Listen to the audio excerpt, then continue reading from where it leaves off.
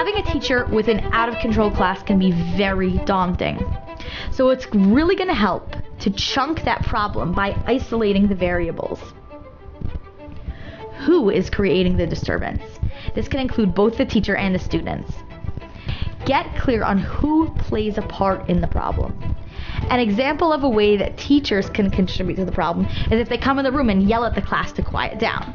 And an example of a student contributing to the problem might be a student who bangs on his desk to make loud noises every time the teacher asks for quiet. The next variable is why. Why is the teacher yelling for silence? Most likely he or she does not know any other way, or needs to practice that better way to silence the class. Why is the student intent on banging the desk?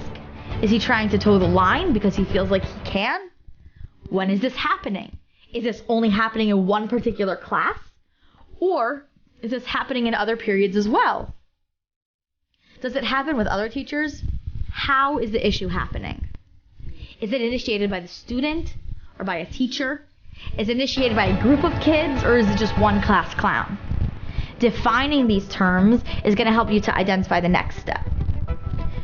When a student violates a code of conduct, the system for discipline is very straightforward and logical. Misconduct violates a rule or rules. So you have a rule that students need to treat everyone with respect. So then the referral slip should point out which positive behavior was not done by the student. So whatever your rules are, the referral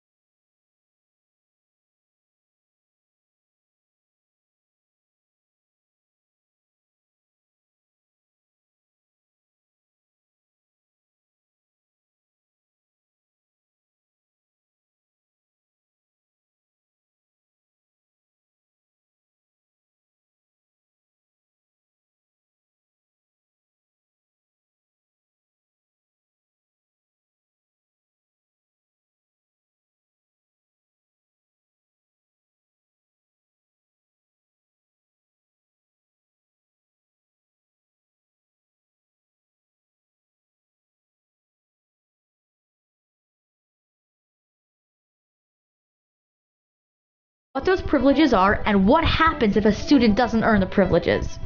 Are the positive consequences just revoked, or is there an opposite counter privilege? For example, students who leave and come back from the bathroom responsibly are permitted to go when they ask during class without hesitation. Students who misuse this privilege might either not be allowed to use the bathroom or alternatively need to sign out and sign back in.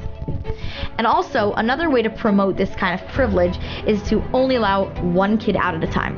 The other students will lay on the pressure of the student who's out and misuses his time and keeps the others from going. Bottom line is, privileges can be used as wonderful learning tools if they're used correctly. If a teacher's having difficulty with privileges, it's probably because that teacher is not being consistent or is doing things in the wrong way. You're going to want to observe the teacher in action or have a trusted teacher mentor observe and report to you. When the teacher has sent the student to the office, the student should come with busy work. You can only entertain the thought of a student going back to the room after the work is completed. Teachers don't appreciate a troublesome student being sent back too quickly without first being consulted. It sends a message to the other students that being sent to the office is no big deal, or that the principal doesn't support the teacher's decision. So aside from finishing the busy work, students should outline the antecedent, behavior, and consequence that occurred, as well as what they would do differently next time. That plan of action should be concrete and specific enough to guide the student to do better. Another important point is that as a principal, you should make sure to have busy work papers available in your office in case the student comes without the assigned busy work from the teacher. You may also need extra busy work if the student needs to stay out for longer than it took them to complete the work. Before speaking with the student, make sure that the busy work paper was done correctly. Students should not be allowed to get away with writing incorrect answers on the sheets. Use the templates attached to this presentation to keep track of referrals.